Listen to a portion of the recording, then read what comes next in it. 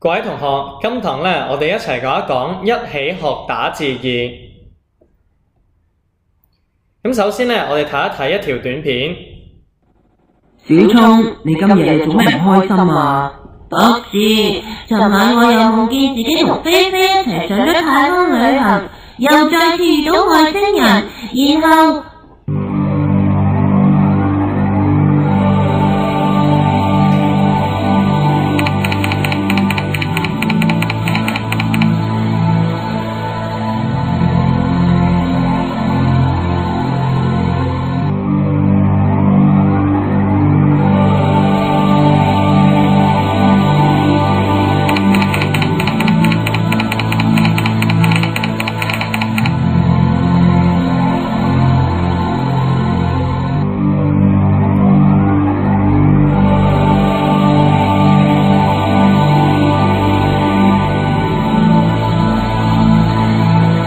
因為我唔識打大家英文字母同埋標點符號，啲外星人話睇得好辛苦，於是就飛走咗咯。大家英文字母同標點符號可以幫我哋揾出句子停頓嘅位置，對我哋理解句子嘅意思係好有幫助㗎。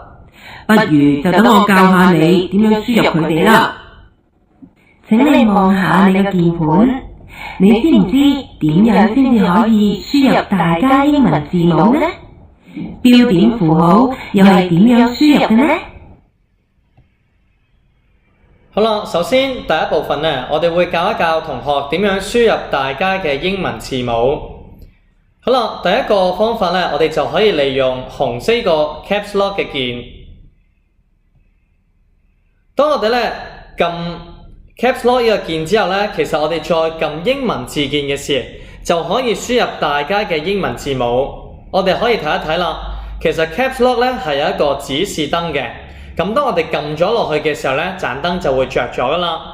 嗱，咁如果指示燈冇着嘅話，我哋輸入嘅英文字母呢就會係世界。如果指示燈着咗嘅話呢，我哋輸入嘅英文字母就會係大街啦。嗱，大部分嘅鍵盤呢都會有 Caps Lock 嘅指示燈，着咗之後呢，即係可以輸入大家嘅英文字母。嗱，如果想重新輸入世界，我哋呢就要再次撳下 Caps Lock 呢個鍵啦。第二，我哋就可以利用 Shift 呢個鍵，即係粉紅色同埋紫色呢兩個鍵。當我哋按下 Shift 呢個鍵唔放手嘅時候呢，同時再按下英文字鍵，我哋就可以輸入大家嘅英文字母。嗱，如果當我放開 Shift 鍵嘅話呢，我哋就即係還原，會輸入返世界。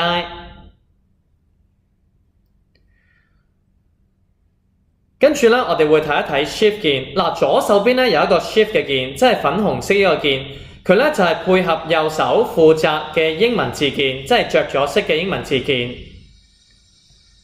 第二，其實右手邊呢都係一個紫色嘅 Shift 鍵，我哋睇到紫色呢個 Shift 嘅鍵。其實呢就係配合左手負責嘅英文字母，即係着咗色嘅英文字母。好，第二呢，我哋就講一講輸入符號啦。嗱，我哋呢輸入上行嘅符號，我哋可以睇一睇啦。嗱，我哋配合 Shift 呢個鍵呢，我哋就可以輸入上行嘅符號，例如感嘆號啦、呢個符號啦，同埋井呢個符號嘅。或者呢，好似問號呢個符號，全部呢都係上行嘅符號嚟嘅。好啦，第二，我哋就講輸入一啲常用嘅標點符號，好似逗號同埋一點咁樣。嗱，我哋呢可以用右手嘅中指按下逗號呢個符號，我哋就可以打到逗號啦。而無名指呢，如果撳點呢，我哋就可以呢輸入一點呢個符號啦。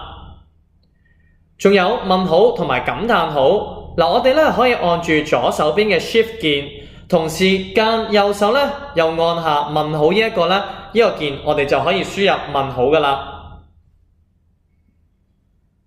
嗱，我哋呢亦都可以按下右邊嘅 Shift 鍵，同時間呢用左手啦撳感嘆號呢一個鍵呢，我哋就可以輸入感嘆號。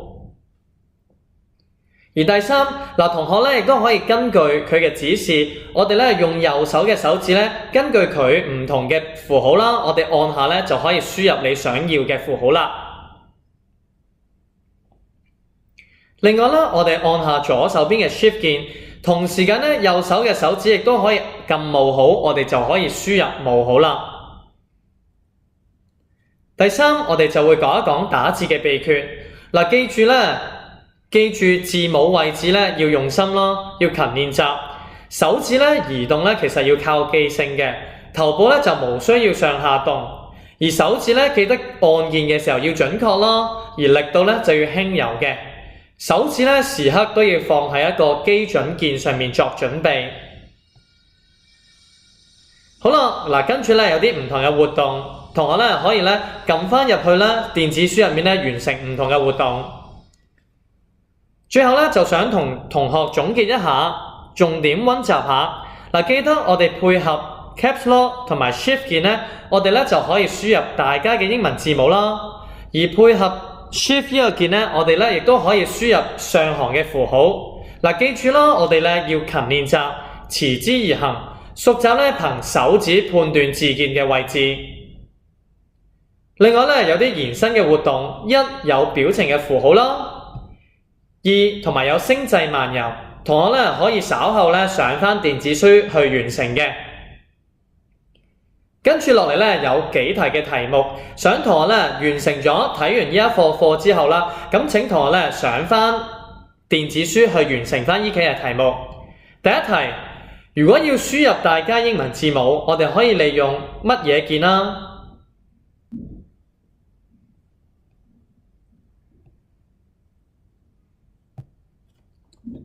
第二題，以下邊一個唔係上行嘅符號呢？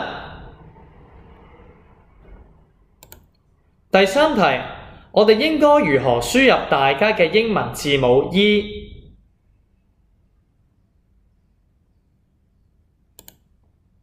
第四題，我哋應該如何輸入符號一個百分數呢個 percent 呢？最後一題，以下邊一項唔係正確嘅打字方法？今堂咧，我哋就講到嚟呢一度啦。咁請同學咧記得要上返電子書完成以上嘅題目。